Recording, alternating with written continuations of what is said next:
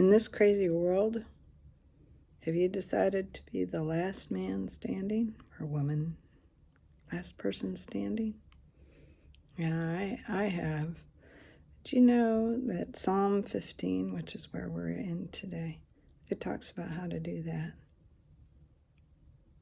So good morning, this is Aunt Beth. Welcome to my lamppost. So on Sundays, as you know, we're walking through the Psalms. And there is, where you click on more, I'm trying to type out the entire Psalm for your reference. I'm working out of the New King James Version, which my dad gave me a lot of grief about. New King James. But I digress. So in Psalm 15, it talks about standing before the Lord and the things that you need to do to stand. And first of all, I think that's a smart move because we know that God's lasting. He will not be moved. He will not be shaken. So if I were playing the odds, I'd be standing in front of him.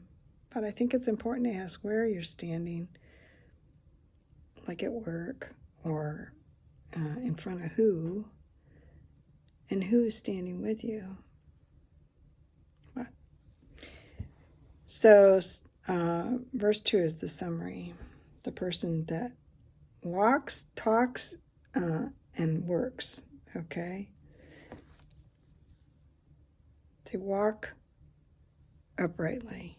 They're not going to stab you in the back. In fact, verse 3 explains that a little bit more. They're not going to stab you in the back. Or you are not a person that stabs people in the back. Works righteousness. You do the right thing. No matter the pressure, you do the right thing. Speaks the truth in his heart.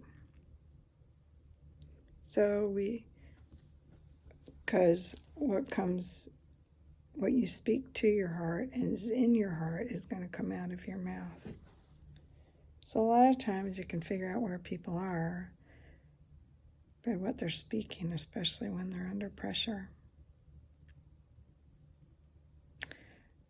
Verse 3 elaborates a little bit more. In this one, it's such old English. Nor does he take up a reproach against his friend. And I looked that up. It means a sense of disgrace. So, and then I also looked up a commentary in the Tanakh. It says, which is sort of the Jewish, they just have the Old Testament.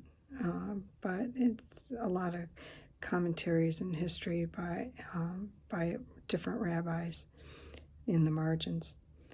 And it says, the way to be close to God is to be generous and honest with people.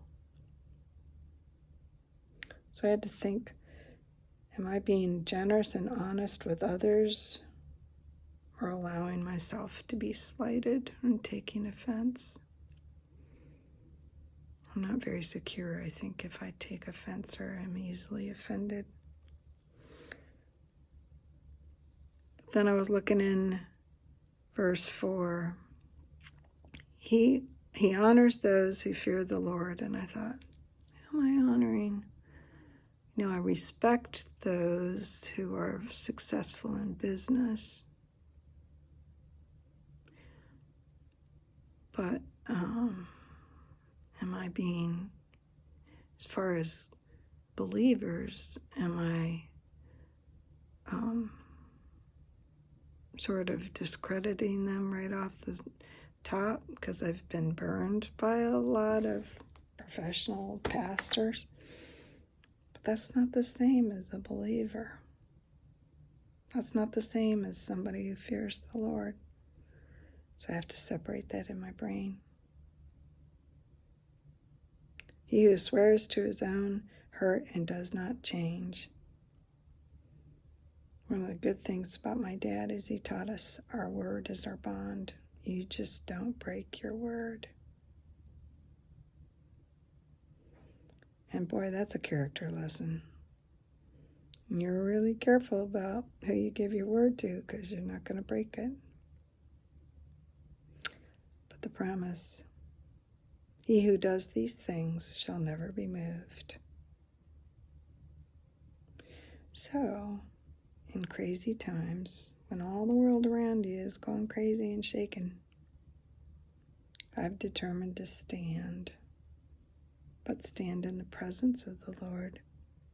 I'm playing the long game. Walks, works, talks. Not only a talker, but a doer. So, I hope this encourages you. There is a way out. There is a way through. When everything is shaken and crazy, there is a place to stand. So choose your place to stand. Choose to stand. Now's the time to practice. Have a fabulous day. All God's best.